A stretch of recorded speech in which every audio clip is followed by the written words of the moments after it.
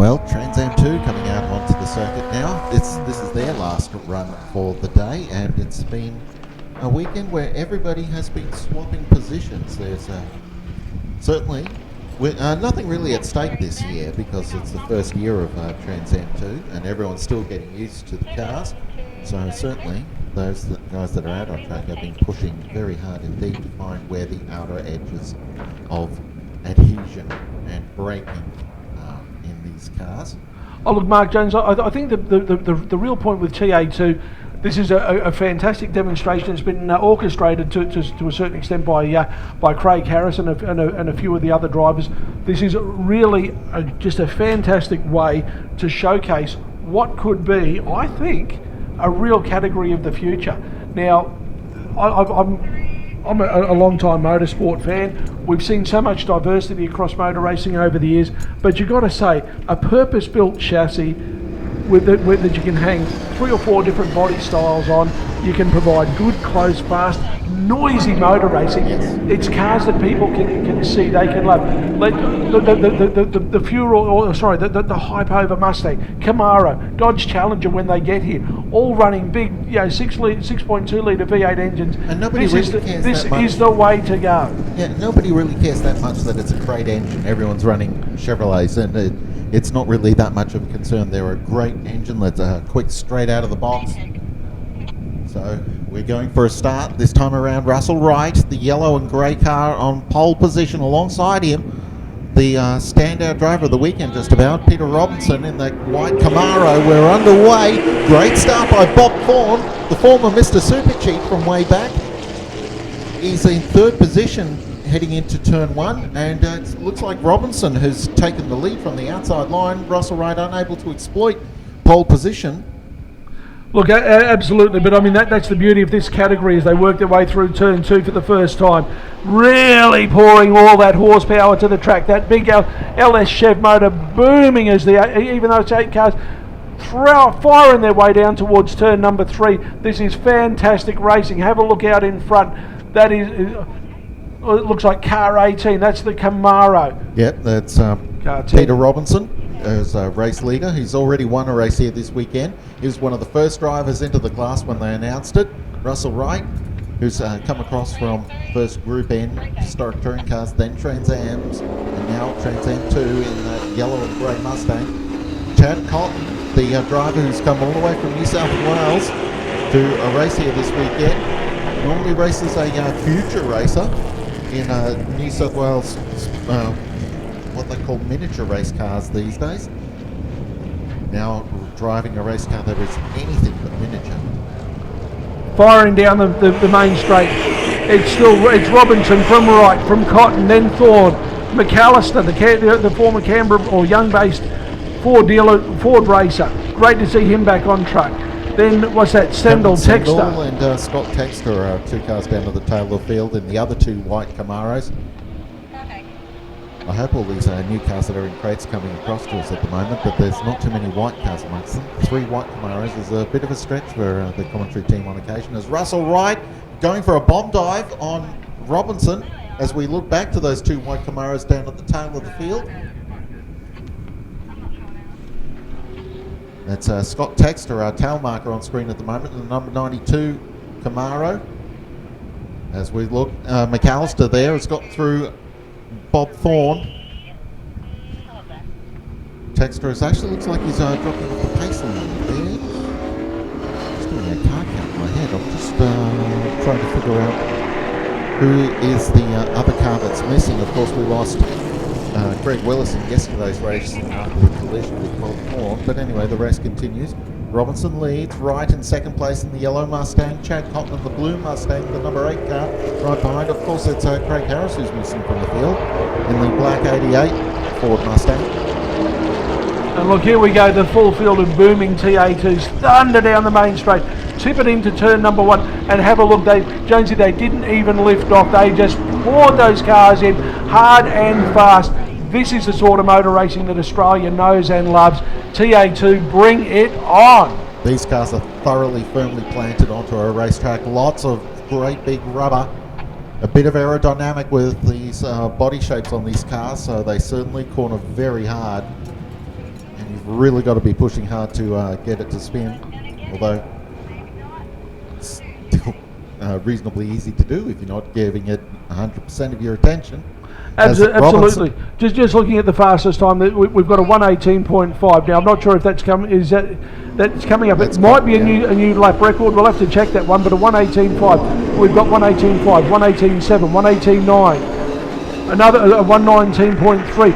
Jonesy, these cars, they are fast. These are going faster than the established Trans Am cars. And they should be. They're substantially lighter and roughly the same amount of horsepower compared to the cars at the front of the field. Across the stripe, Robinson, right, Cotton, and a big gap before we get back to McAllister. Long-time racer of Ford products in varying forms. Former V8 Youth Series racer, former GT production car racer. I was going to say, I remember him driving an XR6 Falcon. The thing sounded like a truck every time he changed gears at Lakeside.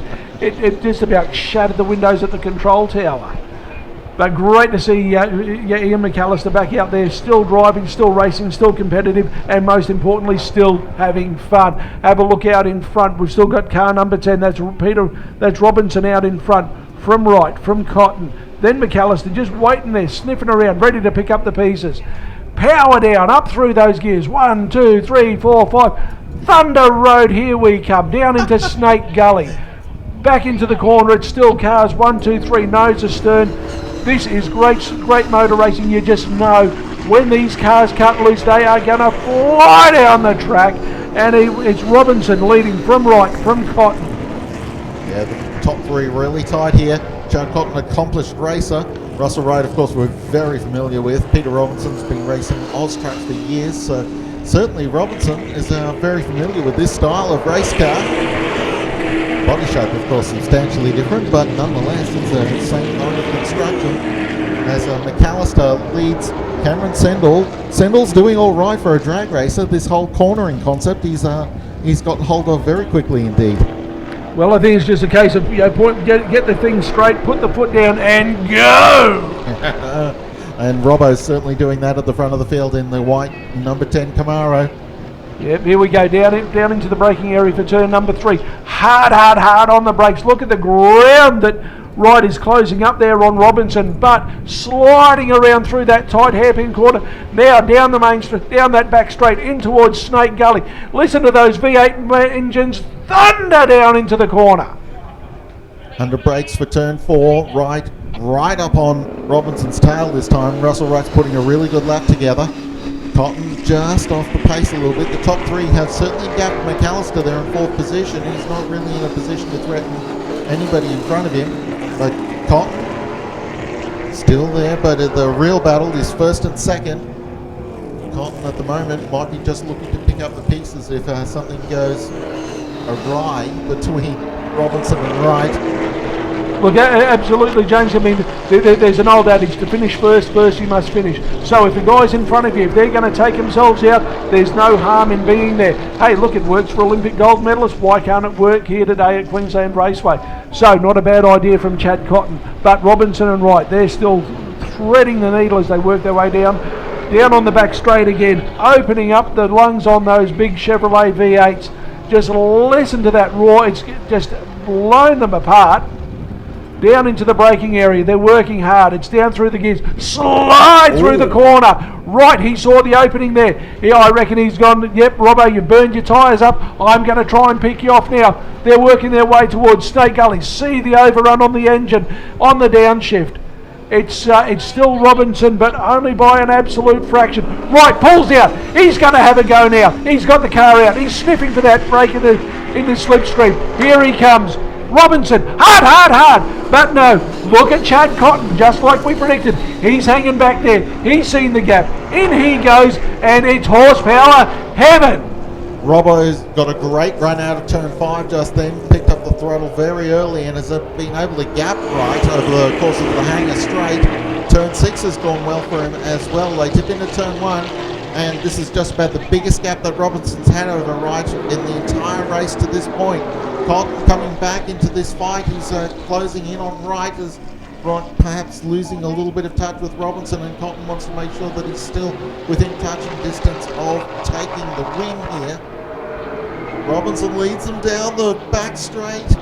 Wright is going for a bomb dive, but he's too far back, so he's just trying to close the distance rather than make a genuine attempt. I think what he's doing there is it's all about it's real estate, position. Get himself into the right line, get the right, just steer the car right, coming out of the corner, work his way down. Now it's into Snake Gully, doing the same thing, using that extra bit of real estate. He gave himself some breathing space. But have a look now. See how tight that gap is as we come out of Snake Gully. Down hanger straight. Again, Ooh. hard on the accelerator. Bit of a twitch there from Wright under power there. And he's got a really good run up the hanger straight. Stops up the contact. They've collided. Wright goes for a spin. The car was completely upset by that contact. I guess he just braked too hard in the end. And just lost control of the back end of the car. Robinson seems to be relatively undamaged as they cross the start-finish line. Cotton's not making any impression, so Robinson's not lost any yards of pace. Wright resumes, but he's back in sixth position. Actually, might be only in front of Scott Texter now. Yeah, look, I think Russell Wright might have just misread the lap count there. He thought this was the last lap, but we're on the last lap right now. I think he mistimed his dive by just one lap too soon, and he has just about handed it. But have a look at that. Cotton, he has done what you predicted, Jonesy. He is stuck right onto the rear bumper of Robinson. Now we don't know. Is he a wounded duck? We won't know. It'll really only time will tell as he comes down into this braking area. Is the car going to brake smoothly and straightly, or is Chad Cotton going to climb all over the back of that car? Working their way out of the exit now onto hanger straight. Look for the power down, Jonesy. What do you see? I think it's just body work. The method that Robinson's are running around the track here, he's definitely on full noise. Cotton, of course, once Wright got out of the way, closed the gap instantly. So they're going to come out of turn 6 for this final time. Robinson got the power down early. Cotton backed off, actually, decided he wasn't going to win and didn't force it. So Robinson takes the win from Chad Cotton. McAllister were waiting to come around for third position, although Cameron Sendel's closed, not by enough. McAllister crosses the line third. Sendel fourth. Bob Thorne is fifth. Russell Wright comes around now. Car looking not quite as happy as it did 2 laps ago, but finishes in 6th place. And there's Scott Texter in the 92 Camaro in 7th. So all 7 cars made the finish, regardless of how much bumping and grinding and bashing they did to each other. So that's another thing to note about these Trans M2 cars. They can take a hit. Absolutely, James. I mean, that's the beauty of it. They're easy to build. They're easy to fix. So let's just give this category a chance to get its feet. Pardon the pun, but we need it to get a little bit of traction, and let's see. But I reckon this could be a real crowd-pleasing category of the future.